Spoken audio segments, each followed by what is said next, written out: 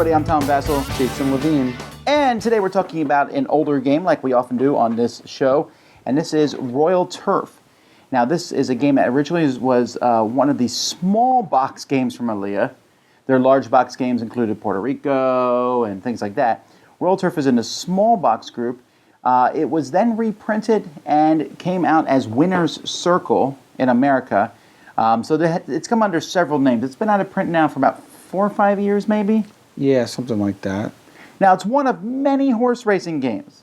There's a lot of horse racing games out there. Yes, there is. This is one of the most accessible, I think. We're going to take a look at it and see how it compares maybe to other horse racing games.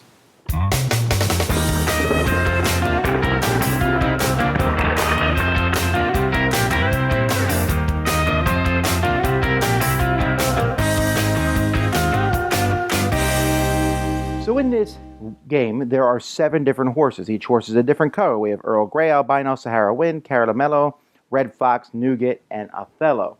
There are 3 cards for each horse. So for example, on this card, Earl Grey is a 1, 8, 9, 10, and on this one, he's a 1, 15, 8, 4.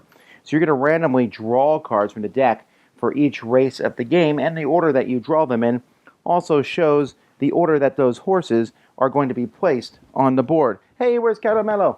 Oh, here he is. So all 7 horses are ready to go.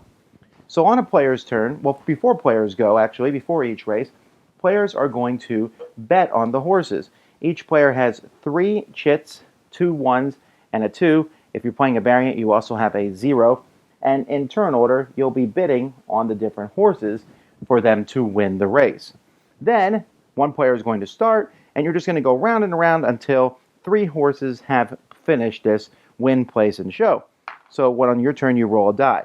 Now I rolled a horse head, which is very common actually, because the horse head is 3 sides of the die. The other things, the saddle, the jockey hat, and the horseshoe are only 1 side of the die. So I choose one of the horses to move. So maybe I say, oh, I want Nougat to do well, so I got a 6. So 1, 2, 3, 4, 5, 6. I move him like that. And then I also move Nougat up because he can't be moved again until all the horses have moved.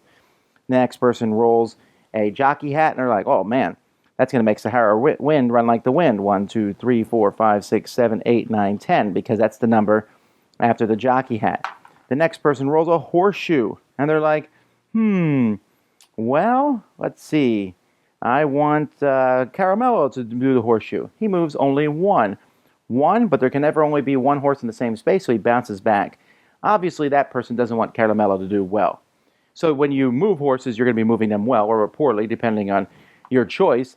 Although, obviously, once all 6, the last person who's, when they roll that person, they have to move that horse according to basically whatever they roll. Once it happens, though, all horses reset, and then the next person will go. And because there's 7 horses, it doesn't matter how many players you're playing with, you will always, at some point during the game, have all 7 horses to pick from when it's your turn to roll the dice.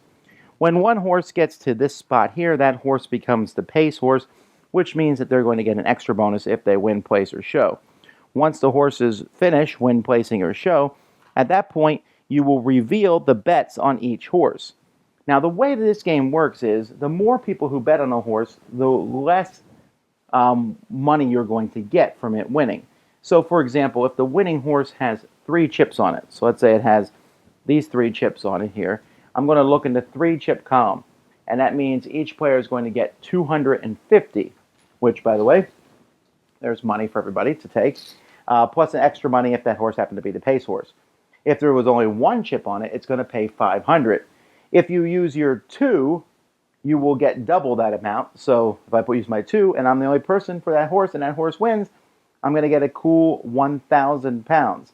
But that seems highly unlikely. And if there's a whole pile of chips on something, you're going to get less money. And you get money equal to 1st, 2nd, and 3rd place, wherever the horse may have landed. And if the horse is in last place at that point in time, those people are going to lose money for having bet on that horse. Now, the number of chips on a horse does not include a 0, so zeros basically are just removed. They're just there for bluffing purposes, so people are not quite sure what horse you've bid on. Once the race is over, you'll then put out more cards and start a 2nd race, and then you'll put out cards and start a 3rd race. And in the 3rd race, everything is doubled, all money is doubled. And then after the 3 races, you count your money, and whoever has the most is the winner of the game. Now, as I said at the beginning of the video, I think Royal Turf is very accessible. It's really easy to teach people. Yes. It's really, and most horse racing games, I can't think of hardly any horse racing games, are actually about racing the horses. They're almost always about betting on the horses. Yes. And this is no exception to that. Exactly. I mean, the betting is the key. I love the blind betting, how I bet somewhere you don't know if it's a real bet or if it's that zero bet. So I could bluff you, or I could actually put my 2-bet down on that space so you don't know if I'm really going for a horse or not really going for a horse. And the way the odds are for the different horses, I know it's not odds in a normal sense, but it's the odds of the die roll. And when you roll the die, certain symbols will give you a big movement and certain symbols will give you a smaller movement. And I really like that about this game. And the fact that each horse will move once in each cycle, knowing that the horse head is the most common. Horse head is... Well, it might move.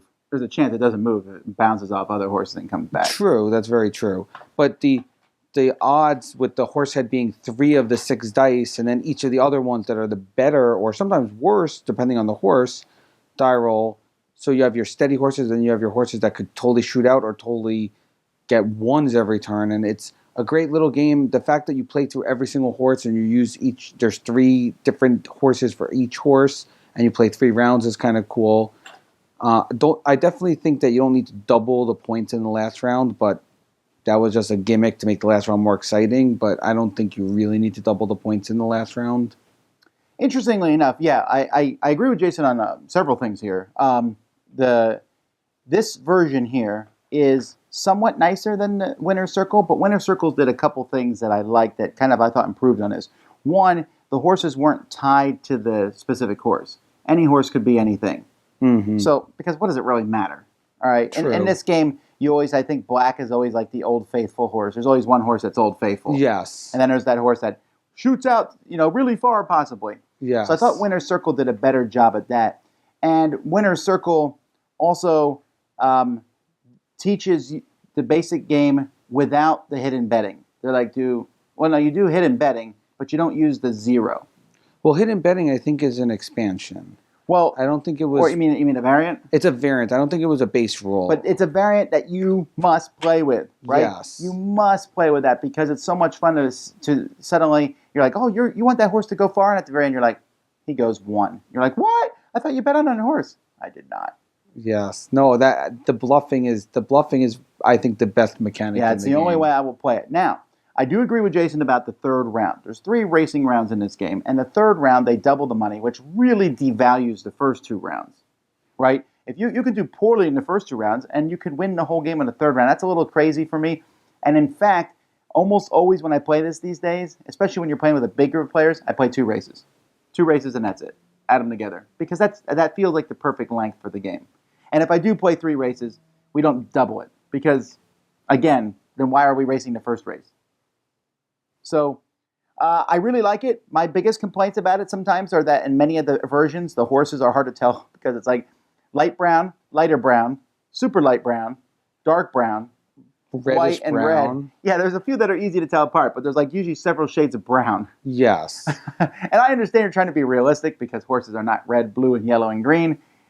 It's just that sometimes they're hard to tell apart. But even though I like the Winner's Circle most of it better, I do like the fact that this one comes in a much smaller package.